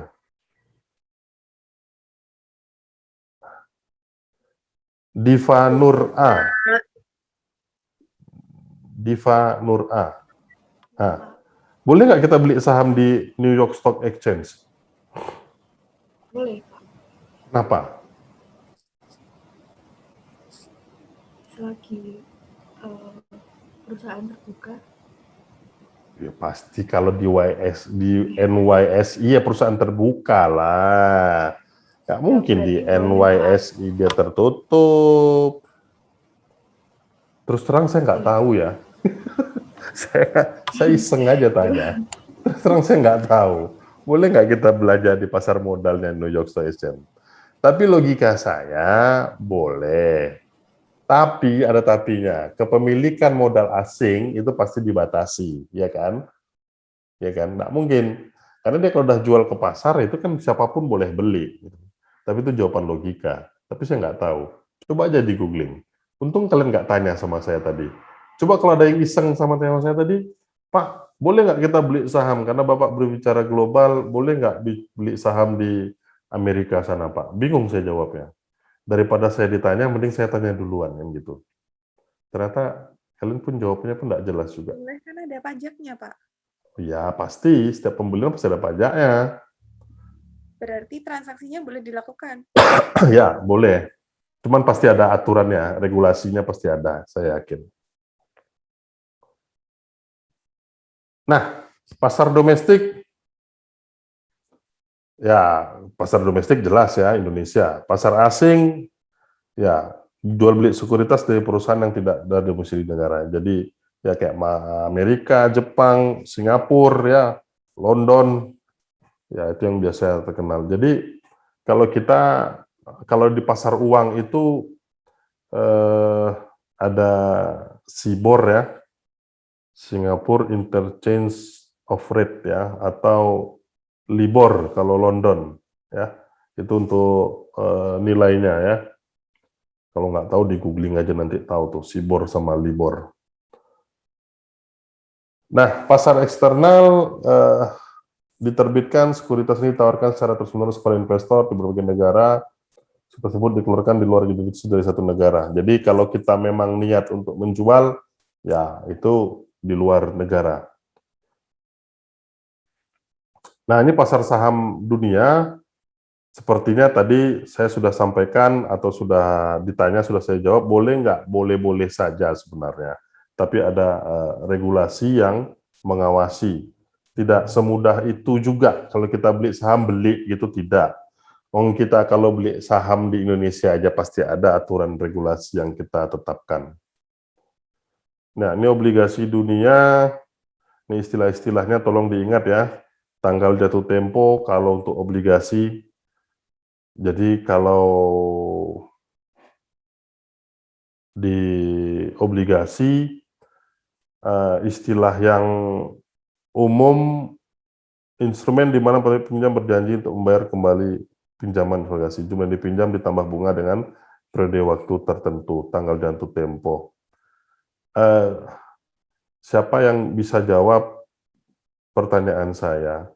Istilah umum yang ada di obligasi itu apa? Saya belum jelaskan memang, tapi mana tahu kalian ada yang tahu. Karena di kuliah analisis investasi harusnya ada. Ada dua istilah di obligasi yang umum atau yang common atau yang biasa disebut. Satu, ada yang tahu? Surat utang, Pak. Iya, obligasi surat utang. Istilah. Bukan maksudnya, istilahnya. Mau di googling juga silahkan, kayaknya nggak ada deh itu. Istilah obligasi gitu ya. Kayaknya yang keluar mungkin ada. Nilai nominal. Hah? Ya, Nilai nominal. nilai nominal, ya itu disebut apa?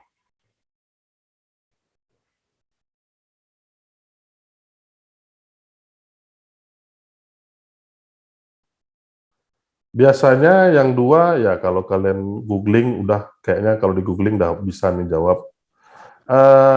Jadi kalau di obligasi itu ada 2 atau 3 ya, kalau kayak tadi kan, tapi biasanya 2 sih. Satu coupon rate ya, coupon rate istilah yang umum ya. Satu lagi apa? Face value. Satu lagi maturity. Itu Ya, jangka waktunya. Jadi YTM biasanya. Kalau satu coupon rate, yang kedua YTM. Kenapa ini saya jelaskan lagi? Karena kan nanti pada saat kalian menghitung risiko, risk, itu apakah yang dipakai coupon rate-nya atau yield to maturity-nya? Ya, itu 2 hal yang berbeda. Karena obligasi itu kuponnya jelas. Kupon itu adalah, nah, pada sudah bisa di googling, pasti bisa ya. Saya aja googling sebentar dapat. Tapi saya nggak mau. Kupon itu yang dijanjikan, bahasa mudahnya itu. Jadi kalau penerbit obligasi mengatakan, saya akan mengeluarkan obligasi senilai 1 miliar dengan kupon 6% atau 8%. Yaitu bunganya 8%. Jadi 8% untuk 1 miliar. Tapi yield to maturity-nya bisa di atas, bisa di bawah. Kenapa? Karena itu tadi, waktunya tadi. Yang kita hitung yield-nya, selisihnya. Ya. Jadi rate juga dia, dalam satuan rate, dalam satuan persen. Kalau kalian buka BIPA ya nggak salah ya. Yang bukan yang kupon obligasi. Ya, jadi kita bisa lihat macam-macam ya di bank, di perbankan, di informasi, di bursa efek. Jadi antara kupon sama yield itu beda. Ya.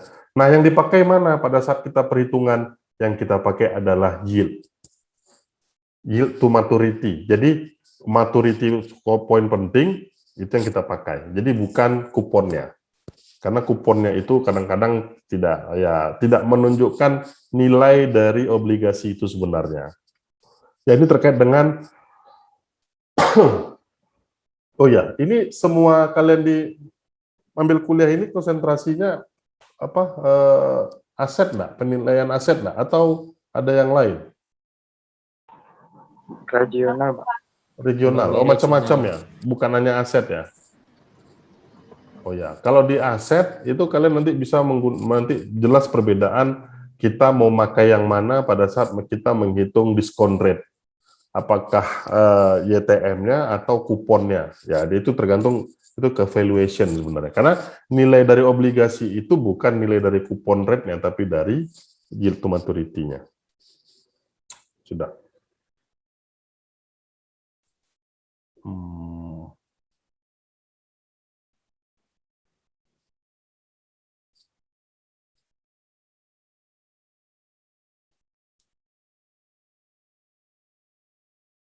Oke, kemudian kita teruskan. Nah, kalau pasar uang, instrumen hutang yang memiliki maturitas kurang dan sama dengan 1 tahun, ya berharga komersial. Jadi itu promise note, ya itu kalau kita berjanji mengeluarkan utang, tapi itu perusahaan semua tanpa jaminan. Except bank, biasa kalau bank dia bermain 2 ya, LIBOR dan SIBOR tadi. Jadi dia meminjam uang dengan interest rate-nya Singapura dan London. Nah, ini sertifikat deposito, ya saya rasa Mungkin walaupun kalian belum punya, tapi kalau saya sebut deposito, pasti sudah tahu ya. Sama tadi dengan obligasi, ada tanggalnya, ada maturitinya, ada waktunya, jangka waktu, dan tingkat bunga yang telah ditetapkan. Ya, jadi kalau deposito, kalau kita masuk lembaga penjamin simpanan itu LPS itu sudah ditetapkan ya berapa. Penjanjian beli kembali, nah ini penjualan sekuritas disertai komitmen dari penjual kepada pembeli untuk membeli kembali. Ya, ini overnight, jadi biasanya ini untuk transaksi cepat ya, jadi dia butuh uang cepat, jadi dia jual, jadi rate overnight, biasanya rate-nya mahal ini, karena dia butuh uang cepat. Opsi, feature, saya sudah sebut tadi di awal-awal, kalau kalian bermain, cukup sampai saham saja, nggak usah sampai ke future. Karena kalau future ini memang betul-betul high risk, high return betul. Jadi kalau kita tadi lihat di saham, itu sekitar 8-12%, future ini bisa sampai 20-an% gitu. Tapi itu tadi, uang kita bisa hilang. Jadi kalau mau dikombinasikan punya uang semua, ya jangan bermain di future semuanya, tapi juga bermain di saham dan mungkin ya deposito lah. Deposito tuh kalau kita menyebutnya di dunia apa namanya finance itu, deposito tuh investasi tanpa risiko ya, deposito. Ya, itu disebut investasi tanpa risiko. Risikonya ada sih sebenarnya, tapi kecil sekali. Derivatif, ya ini opsi ini jadi memberikan pemilik kontrak hak, bukan kewajiban untuk membeli atau menjual aset keuangan pada harga yang ditetapkan dari atau kepada pihak lain. Jadi opsi, jadi memberikan pemilik kontrak hak, jadi dia memiliki hak untuk membeli. Tapi ini kalau udah pasar derivatif ini turunan ini bukan opsi yang bagus menurut saya. Kalau kontrak future sama untuk masa depan, nah kedua pihak diwajibkan untuk melaksanakan apa yang sudah diperjanjikan. Apapun itu, mungkin di pasar apapun lah, pasar modal dan lain sebagainya, future ini ya menjadi opsi bagi yang suka senam jantung, ya, karena itu tadi pengembaliannya tinggi. Modal ventura, jadi investasi pada perusahaan yang baru memulai usaha yang dianggap memiliki prospek pertumbuhan yang baik namun tidak memiliki akses ke pasar. Modal ventura ini lebih banyak ke UMKM biasanya bukan berarti wajib ya. Nah kalau kita mau investasi di UMKM ya silahkan. Sekarang seperti UMKM itu sudah membuat franchise dan lain sebagainya. Kemudian kinerja historis saham dan obligasi, kita harus tahu betul bahwa perusahaan-perusahaan itu kinerjanya seperti apa. Itu bisa dilihat tadi, yaitu tadi kalau dia baru mulai, kita lihat di prospektusnya, kalau dia sudah lama, ya tinggal kita minta laporan keuangannya. Kita bisa lihat di situ bagaimana nilai saham sebenarnya. Ya, nilai saham intrinsiknya seperti apa juga sebenarnya kalau dihitung juga bisa. Jadi kita bisa melihat kinerja dari suatu organisasi. Nah, ini contoh ya, hitung-hitungan ya. Kita udah mulai masuk hitung-hitungan, nanti ya ada hitung-hitungan terus. Pada awal bulan Januari, nilai portofolio sebesar 400 juta. Tolong diingat, ini nilai portofolio, bukan nilai saham. Berarti apa? Di sini sudah ada gabungan-gabungan dari berbagai jenis investasi. Ya. Nilai portofolio 400 juta. Itu bulan Januari. Di akhir tahun, ya, yang sama menjadi 450 juta. Ya, ini masih gampang. Ini tinggal kita hitung saja berapa tingkat return-nya, gitu ya. Return-nya, pengembaliannya. Jadi ya selisih antara akhir dikurangin awal dibagi dengan awal, ya. Jadi sebenarnya 50 nilai portofolio kita di awal 400, di akhir 450 juta, ini kita asumsikan setahun ya. Nah, maka dibagi 400. Jadi return kita sebenarnya ada 12,5%. Ya. Tapi untuk melakukan ini perlu perhitungan pembelian dan pemilihan jumlah portofolio. Ini pengembalian rata-rata ya. Jadi pengembalian 1, 2, 3 dibagi N ya. Ini pakai rumus aritmatik. Jadi tinggal nambah-nambah bagi N selesai. Kalau geometrik, jadi 1 plus pengembalian tahun pertama ditambah 1 plus pengembalian tahun kedua, tambah seterusnya pengembalian tahun ke N, 1 dibagi N min 1. Tapi kalau kalian mau menggunakan Excel, tinggal, sebentar, saya stop, tapi biasanya kita hanya menggunakan aritmatik biasanya.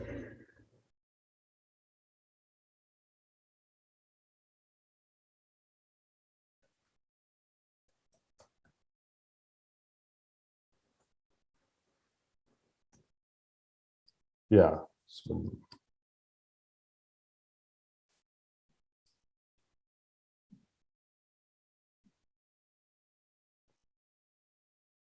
Ya, oke. Bisa lihat layar saya, Mas Jufri? Bisa, Pak. Bisa. Bisa. Oke. Berarti Pak, bisa jelas. Kalau kita average berarti sama dengan, ya kalau aritmatik tadi ya, sama dengan average 13,25. Kalau kita pakai geometrik berarti sama dengan geo min atau geo apa? Geo apa yang kita pakai? Geo min. Yomin. 6,3. Beda hasilnya, jauh ya. Jadi kalau Excel ini udah luar biasa kalau kita tahu penggunaannya. Terus terang pun saya belum semua fitur Excel saya ketahui ya. Tapi kalau kayak semacam fungsi if, fungsi lain-lain ya tahu. Ya. Jadi itu hanya saya ingin menunjukkan saja bahwa Excel juga powerful ya. Kalau mau pakai olah data pun sebenarnya Excel itu bisa, tapi jarang. Malah pakai SPSS atau lain sebagainya. Tapi sebenarnya Excel juga powerful juga sih untuk pengolahan data. Asal paham. Kalau nggak paham ya karam lah, nggak ngerti. Oke, jadi itu kita lihat jadi cara pengembaliannya. Jadi ini kan contoh 1 tahun ya, tapi investasi kan bisa bertahun-tahun, bisa jangka panjang. Nah, ini studi empiris, jadi ya ini data lama ya. Jadi kalau kita lihat rata-ratanya, ini rata-rata return-nya ya, itu kalau saham biasa 12,4%, pakai geometrik dia 10,3, lebih kecil ya. Memang tadi lebih kecil ya. Ini standar deviasinya 20,6%. Nah, kalau kita lihat di sini ya, kalau kita lihat di sini investasi yang dilakukan, ya ini cara membacanya ya, tergantung perspektifnya. Maksudnya nggak harus seperti saya. Kita mau melihat dari mana dulu. Kalau saya lebih senang melihat cara membaca ini adalah semua investasi di Amerika itu lebih tinggi daripada inflasi. Ya, berarti apa? Berarti kalau tidak berinvestasi di salah satu ini jenis investasi ini, ya sudah uang kita habis. Maksudnya secara nilai ya. Tapi kalau kita melakukan investasi, yang terkecil ini T-bills ini itu 3,6%. Berarti apa? Masih tetap di atas inflasi. Nah, jadi kalau kita lihat di pasar Amerika, itu memang mereka harus investasi, kalau tidak uangnya hilang. Kalau yang punya uang, kalau yang nggak punya uang ya nggak apa-apa, nikmatin saja. Oke ya, jadi itu slide saya terakhir. Jadi kalau untuk menghitung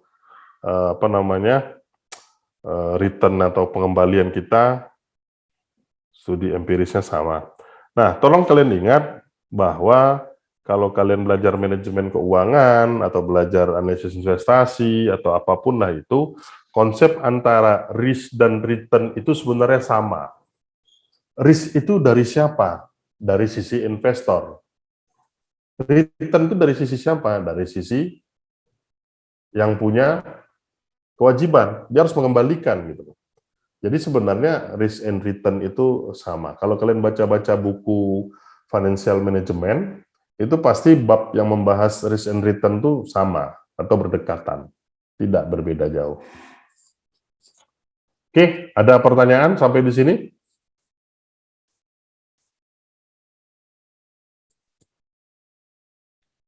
Kita nih kuliah ternyata hampir 2 jam ya. Waktu Indonesia Timur sudah maghrib, Pak. Kenapa nggak ngomong dari tadi? Ayo. Bapaknya tuh. Maaf, Pak. Saya maafkan, saya orangnya pemaaf. Siapa? Saya pikir, itulah, kalau saya udah ngomong tuh kadang-kadang lupa saya. Hobi ngomong sih. Oke, ada pertanyaan? Kalau Cukup, Pak. cukup ya. Kalau tidak ada pertanyaan, sebentar. Kita mau foto bareng dulu. Saya hobinya gitu. Saya hobinya foto bareng sama mahasiswa. Ya, tolong kalian aktifkan video kalian semuanya. Terus pakai gaya paling cantik dan ganteng, seganteng-gantengnya lah. Tapi saya yakin kalau kayak Dandi itu gantengnya biasa aja pasti. Nggak mungkin lebih ganteng lagi. Udah pol ya, udah maksimal. Ya. Oke, jadi 1, 2, 3. 1, 2, 3. Nah ini, kalau Mac nggak perlu kayak pakai pen-penan kalian itulah kalau di Windows. Saya cukup tekan 2 tombol saja, screenshot-nya selesai. Ya. Saya 1 tombol, Pak. Wih, hebat kali kamu. Saya 1 tombol juga, Pak. Kita 1 tombol, Pak. Luar biasa kalian ya. Percuma mahal cuma 2 tombol. Pasti kalian belinya di pasar gelap. Ya. Karena 1 tombol.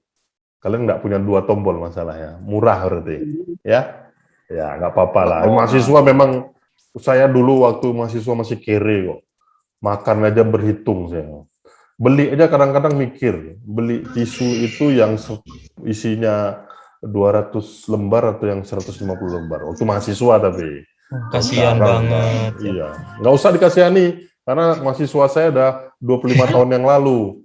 Kalian belum lahir, saya sudah mahasiswa. Jadi nggak perlu kasihani. Saya tuh kasihan sama kalian sekarang ini. Udah kuliah online, nggak ketemu, nggak merasakan manisnya kampus. Kasihan, kasihan. Udah sering, Pak. Gimana sering?